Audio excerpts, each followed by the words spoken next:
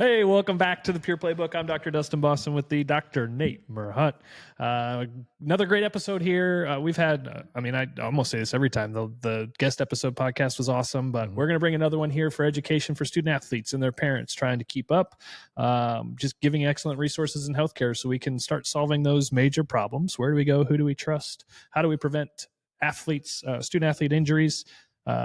Give them care like the pros sooner. So protecting and building student athletes better is the name of what we do in our practice at the Pure Athlete and why we have created the Pure Playbook. So here we go. On the heels of some great episodes, like I said, this one is going to be a little more intentional as far as communication, as the community is starting to come together and see exactly what we're starting to do, and what a blessing it has been that there's more communication happening. And I will just say, if you're listening to this episode, we are going to also uncover some of the communication that I would say isn't necessarily ideal, but with some of the stereotypes, some of the the uncertainties, there's just a lot of different conversations that we are starting to gain traction in with trust and respect and communication and keeping everybody in the loop when it comes to these student athletes.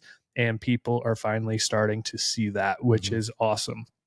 I say finally, and maybe that's just because the impatience. I don't know. We've been working so hard for so long, and it's like to finally get some traction and to start to see that happening. I say finally, but I would say for the past 12 or 18 months or so, it has been picking up steam. And so I think it's just happening more abundantly as you serve more people, as you have more of that time in the space, and literally getting those testimonials and having people reach out and do some of that work for us, connecting us with multiple coaches, connecting us with schools and other providers and orthos and radiologists and all kinds of things. And now, as of recently, the schools have been really in the forefront of this, whether it's been athletic trainers, athletic directors, or coaches, or whoever it might be. Even some booster parents are starting to be like, how can we work together? Right. And that's what we kind of want to talk about today. And Dr. Nate, you've inspired this conversation. I think we've all had a hand in inspiring this conversation in this podcast. And I think this is really at the heart of what we do. So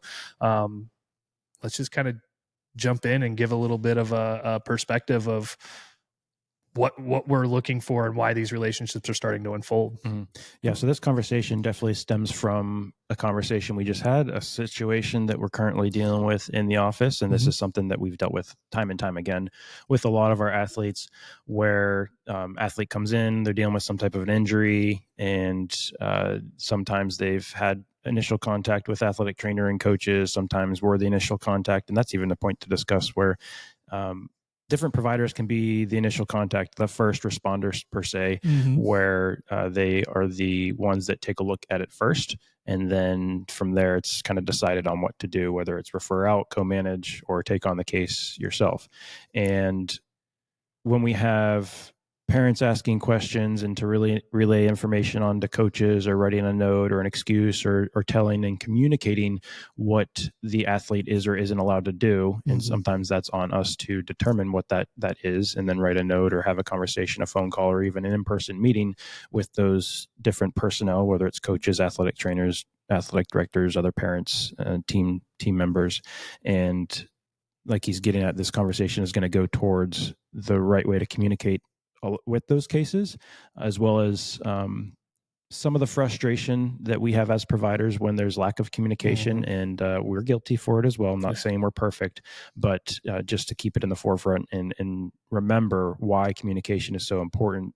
Because bottom line, we're trying to get the athlete better and serve them the best we can as a team. And whether that the team is, just our little pocket of providers in our office, or there's multiple others involved, whether it's an athletic trainer, coach, ortho, nutritionist, mental health coach, all of that involved, we have to work together and be on the same page.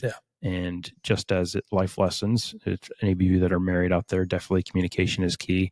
Even in the workforce, communication is key. So this is going to carry over into all aspects of life, but we're going to target and narrow it down to working with the athlete when we're dealing with injuries or preventative stuff, for that matter, since we do a lot of that. And some we've had conversation in comments from outside providers that don't necessarily know what we do. And that can even set a tone. And if we're hearing things from outside, let's just say providers, and saying, oh, don't do this, or you went there and maybe that shouldn't have been the best idea, or whatever it is. And it's them giving a recommendation or making a comment when they don't even know what we do or how we go about things. That just simply comes down to reaching out and just asking us what we do, or coming into the office and seeing what we do. And a perfect example of that today is we're going to be having a physical therapist come in today and see what we do with one of their athletes, because there has to be a collaborative effect with cases like from this. A professional team. Yes. So that's kind of where I think we want this conversation to go. But it was a real life situation today. And we're like, why don't we just podcast on it? Because it's a topic that comes up all the time. Well, and you bring up a good point already, is the communication. You bring up communication, and I'm not going to come at this from the stock standard, like, yes, we know you got to communicate and everybody's got to, it's like, there's a difference between talking and communicating. And I'm going to encourage, even on our profession, because everything that you just said, I mean, it's the frustration from our perspective. It's the same frustration that the other side has from their perspective with our profession. Right. And so let me just speak to our profession first, is stop talking, keep serving, and communicate. There is a difference. You have got to communicate. I think one of the biggest things, in my opinion, and some of you can chime in on this as you're watching this and leave some comments, but and because I have felt this way too, and my parents have felt this way too, and there's a lot of you that might feel very similar, but in my opinion, there's a whole lot of talking going on, and there's not enough communication. Communication looks like everybody indeed working together, not withholding information. Because a lot of times what I think is these families, these parents, these coaches, these healthcare professionals, whether it's chiropractor, PT, ortho, vice versa, either way, I don't care which way the fingers are pointing, they go both ways, okay? But I think the illusion is come here, don't go there. It's one or the other. You can't do both. You can't have it all. And that's where the communication comes in of what we are striving to do. And in this exact scenario that we've had today is, we can't take that note from a chiropractor because X, Y, and Z, you have to go here. And maybe that's just a misunderstanding. And I think that happens a lot across a lot of different sports, a lot of different schools, is people don't know. We might not know what this PT group does. We might not know what this registered dietitian does. So the communication is, hey, sounds like we have a mutual athlete under care. We have the rights to talk to you about that because we did it this morning. We had their parents sign something that we can talk about that client, that athlete with somebody else. And hey, let's just get on board. What are you doing? How can I help? How can we facilitate? And I think there's this misconception of, oh man, one, I can't tell people I'm going there. I really don't want to go over there either, but I don't know where else to go, but I can't do both. And then I'll take it one step further, and that there's sometimes that there might be partnerships, there might be sponsorships. And let me just say, money thrown at people to be a part of different programs or schools or associations. And so then there's this misconception too. And I hate this for some of the people that are on site first, but I feel like they're almost handcuffed to that. We have to send people there. No. What you need to do is you need to communicate now with the parents of whatever the injury is and see what they are most comfortable with. Give them the information necessary and say, here's where I would go because yes, you're supposed to do that. However, this is what needs to happen, and communicate. Here's the reality with a lot of, I would say probably 90+% of high schools is they don't have a team chiropractor on staff. And this is a little personal, but just because we're chiropractors, there's almost always an athletic trainer on staff. The athletic trainer's job, also transparency, I was an athletic training degree, so I went through the program to understand and know what their roles are. And the first class you take is Intro to Athletic Training. You learn what an athletic trainer's role is. Yeah. And part of that is an athletic trainer's role is to be, in a sense, the first responder. You know, you're the first one on site when there's an injury that occurs during a game, during a practice, or you should be. Mm-hmm. And that's kind of how the system should work.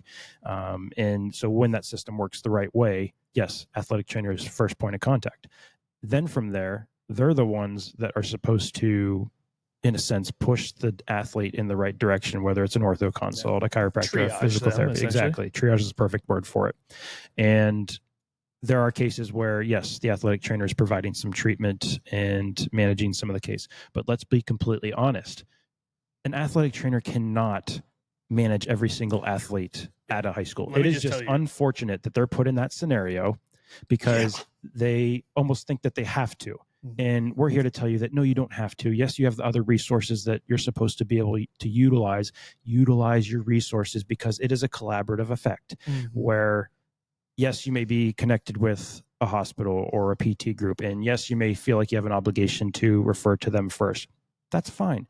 But you also don't have a chiropractor on staff. And if you don't know what the chiropractors in your community do or can provide or help manage a case to the best ability, then you're doing your athletes a disservice. And first, you know, from any code that you pledge to is first do no harm. Yeah. And if you're withholding a service that you know that could potentially be beneficial to an athlete, or there's a service out there that you don't even know that could be potentially beneficial to an athlete, then it would be my argument that you are, in a sense, doing a disservice to that athlete. Right.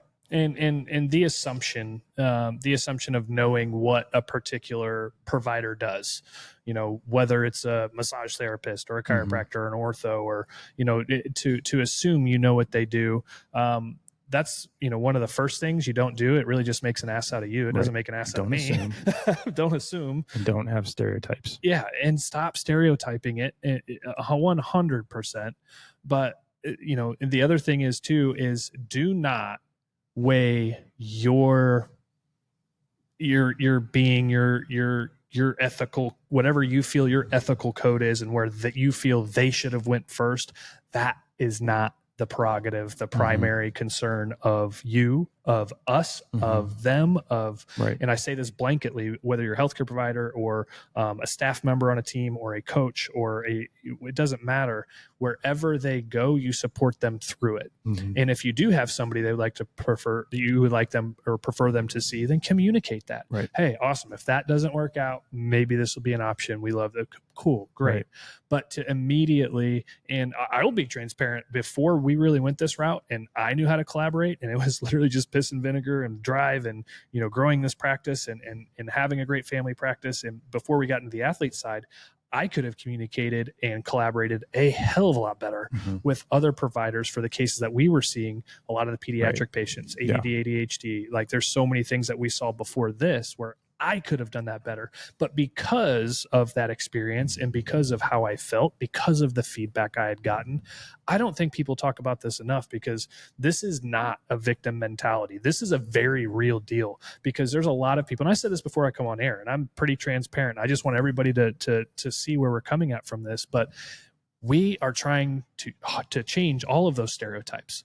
And if you ask people, there's a couple docs that wash, you know, there is a couple PTs around, there are a couple personal trainers around, there are, I mean, I say a couple, it's a blanket too. There's more than just a couple in some of these categories. The coaches, like there's other training staff, some of these professional teams. It's like people are aware. Yeah, I've heard of you guys.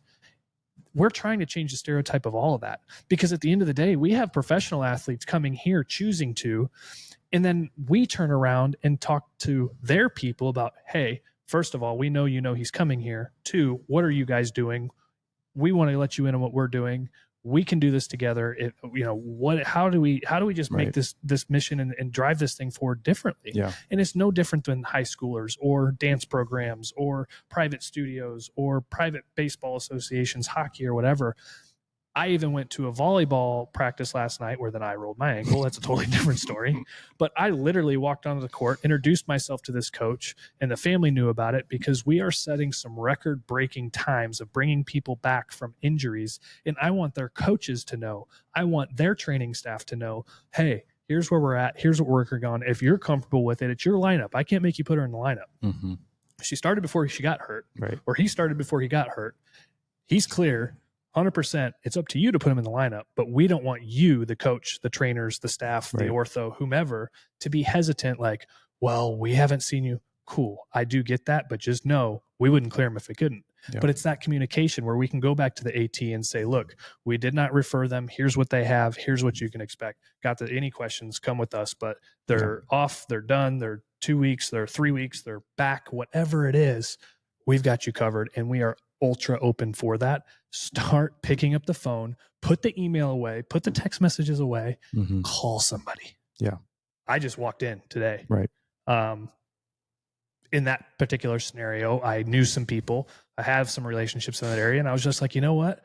I'm going to humbly be like, this is not the greatest way this has started out, but maybe this person misunderstood. Maybe this particular provider misunderstood and maybe said something a little out of turn. Maybe they had a bad day. That's truly the lens we look at this from, because she could lose her license and her job for what was said. And I was like, look, I am not here to leave a 1-star. However, we see multiple kids from here, and my kids are involved here, and we're here to serve you. But to have that, I just want to make sure we're all on the same page, because we're not going anywhere. You're not going anywhere, and nobody needs to have this hesitation. And it works like that across the board. That's what this looks like as far as the standard of care. Yeah. I think that one of the big things is to just be open to a conversation and not so much have your guard up when scenarios like this present. If someone were to come to us, whether it was an ortho, whether it was a PT, whether it was an athletic trainer, let me say, very rare for that to happen. But we want it to happen more, because we want to have that collaborative effect. We want to know what you're doing. We want you to know what we're doing too, so that we can work together. Because in reality, in this situation that we're talking about broadly, we've had more contact with this individual than the athletic trainer in this situation. And so we technically know this athlete better inside and out than she does. And so let us help you with that. You know, if you're trying to manage the case, and this is going down a little bit of a tangent, but also the frustrating part was that she gave him a recommendation to go see a different provider other than who she was already seeing, which was us. And we're managing the case ourselves without even doing an exam.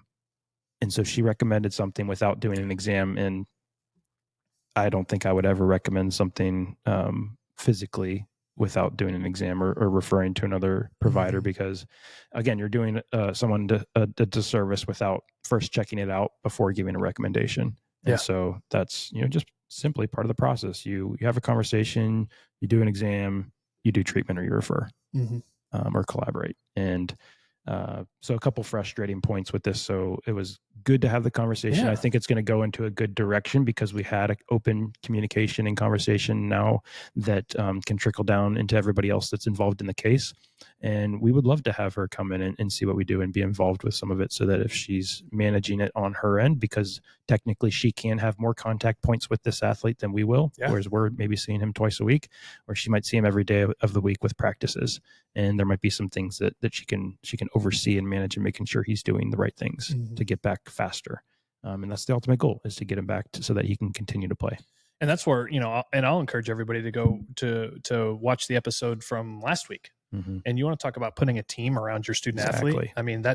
As you were sitting there talking about that, and who you're putting around the athlete, and the touch point with the ATs, or touch point with personal trainers and things like that, where they might have more touch points than the healthcare providers.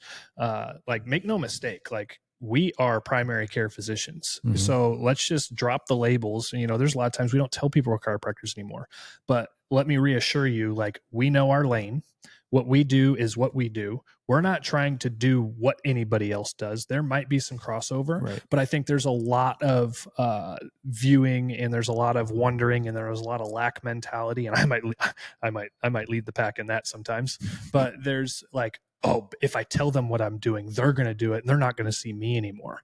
And it's just like, okay, now you're chasing a dollar. You're not chasing the effect. Way too many athletes out there to be wanting that. Oh, and it's crazy. And we run in the same thing with our profession. Like, this is not a one-way pointed thing. This is like, there's chiropractors out there, like, we get messages from all the time, like, oh, why are you doing that? Like, you can't be doing that, or don't do this, or like, or they want to know what we're doing, or, you know, and we take hate from our own profession. Right. And it's like, okay, so let's just put all of that stuff aside. And just, if you are in any sort of healthcare professional, you can go back and watch previous episodes of some of the ATs we've had here in the practice. And like, we collaborate so well. So go back and watch some of the original episodes, like, and truly get what we're trying to do. But go back and watch the episode from last week and listen to who they have put around their athlete, because that is what we are inspiring everybody to do. And I will flat out say, if you do not have a team around you from a preventative standpoint, everybody has the reactive standpoint, whether they know it or not,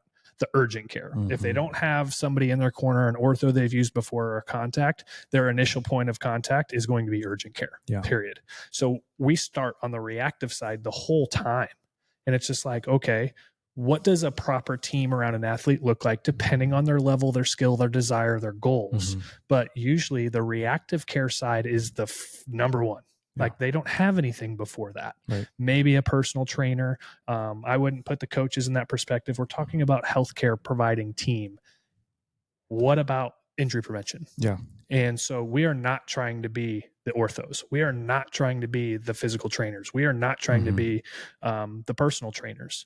But with all of the team that you should have around you, you know, there should be some sort of personal training. There should be prevention first that works with all of those people. The ortho, in case they need it, which we have instilled. So if you don't have one, we do. There's just so many people that you can put around them. And if you have somebody on your care team that is always, that seems very forceful, seems very us, not them, teams, we'll take care of it, us, raise an eyebrow, reevaluate, ask them who else they deal with. What are we looking for here? Oh, you don't need to do that. Like, if you have a very one-sided team or one person team, keep going. Keep going, please, because you're missing so much. Because every time we talk about this, and this individual that I talked to this morning, he's like, where were you 5 years ago? It's like, what do you mean? He's like, my daughter tore her ACL. And I have 2 boys that are still in school. And he's like, huh. And just from that alone, from something that we could have taken from a very victim mentality, like, I literally got that call, got that message, and I was like, gotta go. Like, I'm just, from my biggest heart point felt scenario, like, see my heart through this, I'm not going to stand for it anymore. I'm not. And if I'm going to call people out, it has nothing to do with ego or pride. It has everything to do with communication, because all of these athletes are getting hurt more. They're getting more confused. Their families are getting more confused. We don't have the scenarios we did 20, 30 years ago. We just don't. It's different. Everybody wants to chat GPT and Google and keep it on their own and do this, and we'll figure it out, and influencers that, and Instagram. The last thing we need is the people live in action on the front lines that are caring for these kids in a battle, trying to figure out who gives the best care and who's got the biggest muscles. And it's just, I'm just not going to stand for it anymore. We're here for anybody. We're not for everybody. And there's some people that we have talked to that just don't care for what we do, which is fine. It's fine. It's unfortunate, but that's fine. There's people that we have talked to where it's like, yeah, that doc's probably not going to be the one we're sending people to. That's okay. But I'm just not going to stand for this lack of communication when these kids and families are begging for help. And the Western medicine side of research is begging for prevention. It's begging for collaborative providers. It's begging for a different speak and a different look. And they're starting at NCAA and pros. And we're just bringing it to student athletes faster. One of the things I like you said, I don't know if you meant it this way, but you can clarify as I go down this rant, but setting yourself up with a team that is reactive care providers is important. And maybe that is the first thing you do. And if you look at a high school, what is the first thing they do? And they have an athletic trainer on staff that is there for reactive care. They have that athletic trainer that is usually associated with a PT group or an ortho group. Again, reactive care. So yes, set up your reactive care providers and be comfortable with who you know you're going to go to in those situations where it does, so that you're not looking on the internet, like we said, where do you go? Who do you trust? Like, have that figured out first. And so then when something like that happens, you know. But in the same sentence, we want to be us as providers, because we're doing both sides of it, if we're your active or reactive care providers when something like that happens, and a perfect example of that is Bailey, where she came to us not as a reactive care, but as a preventative, but knew that if something did happen, we were going to be the ones that she trusted from a reactive standpoint. Reactive meaning there's an injury that takes place and we have to react to the injury and address it appropriately. But use your reactive care providers to be your preventative care providers too. And if they don't have something like that in place, then yes, use all the other people that you could have within your team and your circle to be preventative. Have your personal trainers, your nutritionists, your chiropractors, your sports performance, strength and conditioning, all those members that you said should be on a team, have them in place and know who's designed to do what from a reactive versus a preventative side. And along those same lines, we've talked about this multiple times. I don't think necessarily on air, but it's been a thing that's been said in different scenarios. But having too many cooks in the kitchen can either be a problem or it can be very beneficial. And it can be a problem when, yes, there are multiple people working on a case that are not communicating and they're not collaborating. Whereas when there is that communication and collaboration that's happening, put as many cooks in the kitchen as you want, because it's going to serve the athlete the best. And as a perfect example, again, we're referring to Bailey again, but she has so many cooks in her kitchen working together for the same goal. And the underlying issue, for lack of a better term, is, we're trying to get the athlete to where she wants to be with her goals and make her a better person, not just a better athlete. And everybody in her circle is doing that. So perfect gold standard example of that, where she has created a team and there's both reactive and preventative providers on staff for her. It's her own staff. And just, you interview and you make your own staff and you create your own team, but do the research and vet different providers so that they're all willing to work together. And they have done an excellent job of doing that and putting the right people in her corner.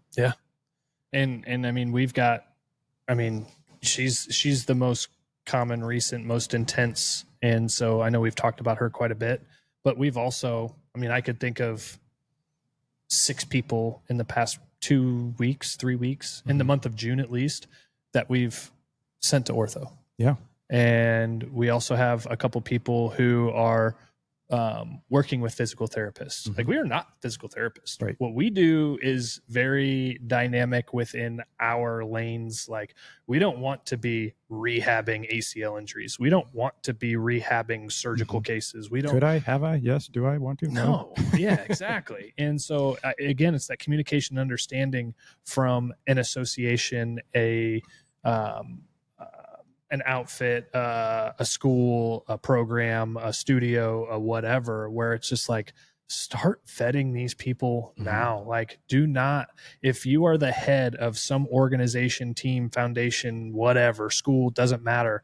Like, start putting these people around you and know who it is. Like, yes, there's delegation and from the top down, and maybe that top person doesn't know, but at the same time, it's like, I've got 3 kids in that back room right there. And if where I send them doesn't know who it is and what's hands on, when somebody's we're going to go looking somewhere else. And so, just know the standard of care is different here. And, while we get some of the stereotypes that are out there, it's not us against the world. It's not them versus us. We hardly tell people we are chiropractors anymore, because what we do, it's not that it's different. It's just the intention and specificity. And I've said that from day one, before you've even been here. I've said that since I've opened the practice almost 10 years ago, is, it's intention and specificity that I've always worked under.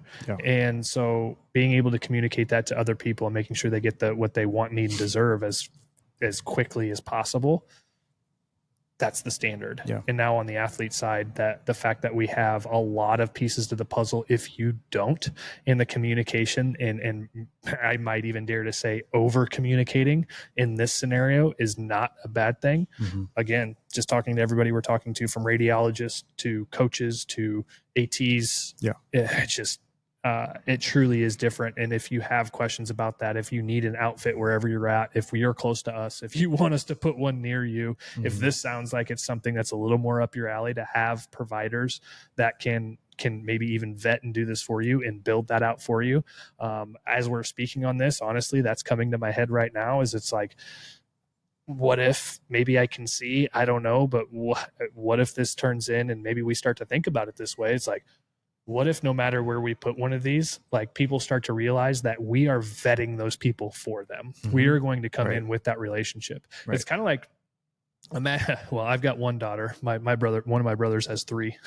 He gets to go through 3 weddings. I get to go through 1 and only have to pay for 1. Sorry, Nate. Well, my brother, Nate. You've got 1 daughter too.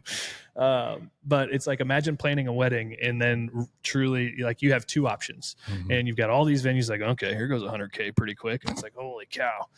It's like, okay. I think my wedding, I don't know. I don't even want to talk about my wedding. My in-laws might see this. It was awesome. I don't want to know what it cost, but we definitely tried to be frugal about it because we've seen some weddings that are just out of this world. Yeah. Sam's back there. She's like, I went out of this world and not even mad about it. But imagine going into that and, being, having a budget set in mind and having all these things, the flowers, the day planning, the dresses, the this, the that, and all this coordination has to happen. And you can go about finding every single little piece. And a lot of people do that. Yeah. And then what happens? By the time they're at the end of it, what happens, Sam? You are so burnt out, exhausted, stressed out, exhausted, that you enjoy that day. However, you knew you could have enjoyed it more. And it's just like, wow, that was a lot. And then imagine going to a facility where it's all like, here's the package. You're more than welcome to find who you want, when you want, where you want it. But here are these list of providers. Here's a few videographers. Here's a few, there's our menu items. Here's our caterers. Here's our desserts. Here's our boom, boom. We have multiple day planner. Like, it's all here. Yeah. And you can choose. And if you have all of those things ready for you immediately, you don't have to react anymore. Yeah. If you do have to react, it's still already done. You're way ahead of the game, and it's less stress. It's not as fortunate. But on the wedding side of things, it's like, how much more could have you enjoyed and just been less stress because of that? Right. So I use that analogy to hopefully make some sense of, like, those are truly your options. Yeah. And if you're going to spend that kind of money on that kind of party for that kind of endeavor at that point in time, you better get everything you need out of it, and it better happen fast, because what you're paying and what you're requiring and what this takes and what this stands for, like that kind of day for people. Now let's talk about your kids. Yeah. That's the money you're putting into it. It's like, oh, hockey, man, you guys are brave. That's so expensive. So is baseball. So is golf. Right. So is dance. So, I mean, you name it, there's no shortage of expenditures, no matter what you play, unless you're buying plane tickets and just carrying a billiard stick. Like, sports are just expensive. So spend all that time and money, have your children invested into that unfortunately, that does become their identity. That's who they are. That's what they love to do. And then have these things happen. And it's like, you just invested all this time and money and got nothing of what you thought this was going to look like, or what was required, or you have a terrible experience. And it's just like, everybody deserves better. Yeah. And in the student athlete world, y'all deserve better. Y'all deserve people who communicate. We deserve people who communicate with us. You will always get that from us to you, to your providers, to whoever you want us to communicate with no hesitations, no questions asked, and no tug of war and us trying to flex our muscles because we think they're bigger. Right. We're definitely doing the groundwork to where we're making connections in the community so that you don't have to do the extra call, extra vetting. And, if we trust them, then we're going to tell you that, and we're going to find the right fit.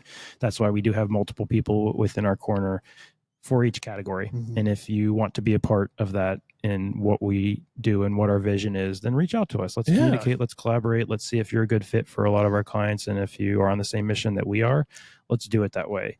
The other thing I want to loop back around about 3 hours previous to before you started talking. So sorry. Back to one of our cases that came into the office, and this is the route he took.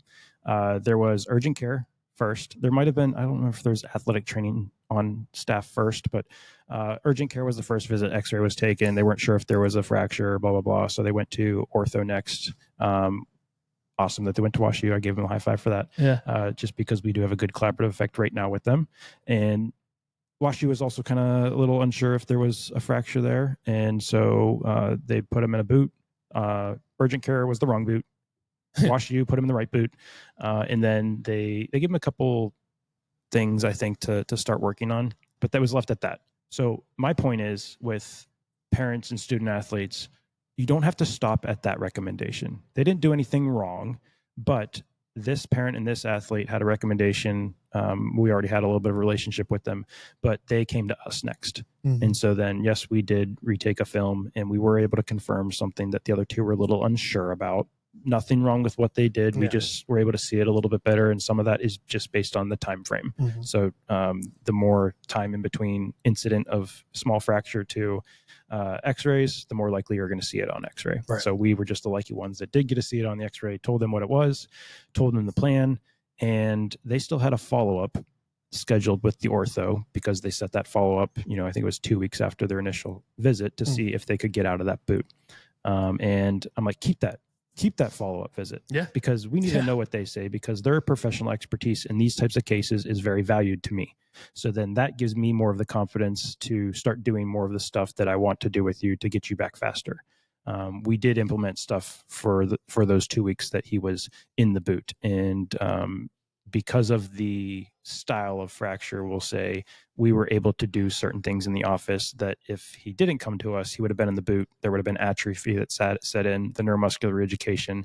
There was a 6-week time frame for a season on the line, and he was out for 6 weeks with this type of an injury. Those first 2 weeks, he would have been doing nothing. And then after he got out, if the ortho cleared him after that 2-week follow-up visit to start doing stuff, weight bearing, and more athletic activities, then he could have started progressing into getting back on the field. But by the time that last 4 weeks he would have progressed, the season would have already been over. Yeah. We're looking at it right now where we're into that 3rd week, and we're potentially looking at him pitching a couple innings, maybe 1 or 2 on Thursday. And so that's a couple of days from now, where we're going to be about 3 weeks out from. This was a very minor fracture. I'm just going to be upfront and clear. It was not a complete fracture. It was probably one of the smallest types of fractures you could deal with, and it was in a non-weight bearing bone. So that also worked into our advantage. But he is probably going to be able to pitch, and it might be 90-95%. Yeah. But we're going to limit the pitch count and just get him into some of it, and then progress it from there. Well, and talk about this and real quick, you also said something to me yesterday after you put him through some of those tests and exercises and some of the performance rehab that we do here. And, after doing tissue regenerative therapy, and you put him through a few things. And what did he tell you after that?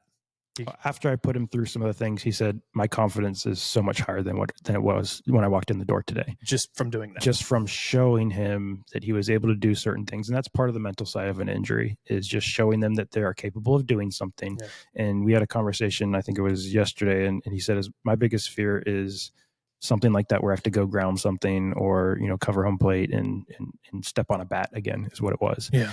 And I said, that's the reality. That type of stuff can happen, but we're building you so that if something like that does happen, we can't prevent everything, but it's less likely to cause an injury.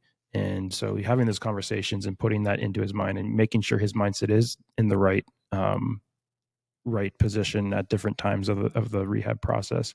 Because I even asked him, when he did start doing some stuff about 60-70%, I said, come back, let me know how it goes. He said, yeah, there was a little bit of discomfort, but it was over here. And it was completely away from the site of the injury that we had. And I said, that's completely normal. I'm okay with that. Tell me, describe it, so I can know what it was. I did an assessment to see where it was and what was going on.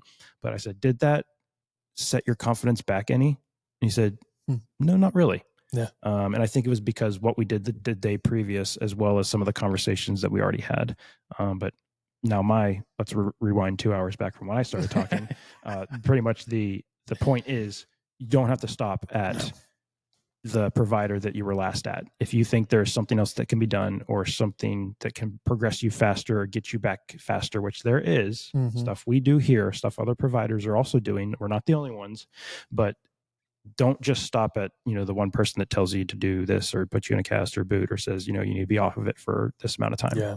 So keep looking. And if you're not having those providers and people in your corner that can say, yes, actually you do need to sit out and we're going to do this, then so be it. You heard it from multiple people, but if it's one, get another opinion. Those kind of things is what I'm recommending. Yeah. And I'll kind of wrap up, kind of send this thing to towards the close here with exactly what you're talking about and piggybacking off of that, because I think there's probably some questions that we need to equip and send out and content on, as far as like when that happens, when you sustain an injury, whether it's, it's for all intents and purposes, 70+% of student athlete injuries are non-contact.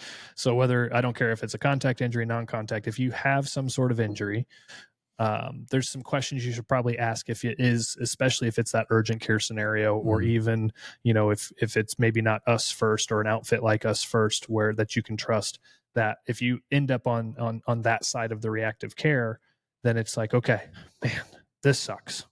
You're allowed to feel that way. First of all, right. Yes, can be scary, unnerving. Nothing's worse than your kid's pain. Like, it's the worst thing in the world, seeing them sick, hurt, out of what they love to do, whatever the case is. You're allowed to feel that way. When you get whatever maybe an unfortunate diagnosis is, broken bone, out for 6 weeks, 8 weeks, whatever, torn Achilles, Halliburton, quad strain, Caitlin Clark, like you name it, whatever the injury is asking that provider right in front of you at that point in time, thanking them for what they've done today. Is there anything that you see we could do that would move this along any faster? I'd be confident to say maybe 1 out of the 10 times you're going to get, actually there is, and here's where you should probably go. So if they don't have an answer, nope, it's just watch and wait. Again, maybe a little bit of a light bulb. It should flicker a little bit. Your eyebrow should go up and be like, okay, no, you don't have to stop there. And if they do give you somebody, then take them up on that. Like, is it worth an evaluation? Is it worth a conversation? Is it worth vetting who those people are? Take those steps, because, and this is not about us, but I haven't heard of anybody else doing the things we're doing. And that's based on the feedback that we're getting. And all I can wish and pray for is that everywhere would have something like this, that it's like, okay, well, if all else fails and they don't give me somewhere to go, it sounds like this place could be an option. And we've sent people, it's like, we can't do anything yet. We got to do this first. We've taken people right in and we've cut down times by 30%, 50% morally, ethically, clinically. And so you don't have to stop there. You are 100% right. And if you don't know what to ask, call us, talk to us about it. We're not going to charge you to talk on the phone. I haven't yet to anybody who has called me. We, my daughter's dance studio, we had some parents call us and I'm like, just call me. Like, what? Like, here's my cell phone number. Call me. Like, we are not unreachable, untouchable. Does that change maybe down the road? Right. Maybe. Probably not. 1-800-CALL-THE-DOC if you're wondering. Yeah. And I can tell you right now, look at this sucker. Like, I have got the ankle Put that injury thing right down. now. Yeah. We'll talk about that on a different episode. Too much skin. At the end of the day, guys. This is going to be an R-rated podcast. Kids, don't watch past hour 3. Yeah, these are line these are line shorts. Don't worry. No, these ones aren't. But yeah, we're good. We're covered. There definitely needs to be a disclaimer in the caption of this one. At the end of the day, because there were some other things that were sent out. But we won't go there. Sorry. It's not what you think. At the end of the day, we are not status quo. I think it's more of a breath of fresh air once people actually experience and they walk through the door and they're like, huh. Yeah. Like there's, we really try to drop the ego and not even at the door. Like, we try not to just not even carry it. We do have the best intentions in mind, not only from a student athlete standpoint, but an association, a program standpoint. Keep searching, keep taking care of these athletes better. And just know that there's people like us that do have your best interests in mind and are truly, truly collaborative and want nothing more than to see this whole entire thing shift and change. And it has nothing to do with which healthcare provider you are.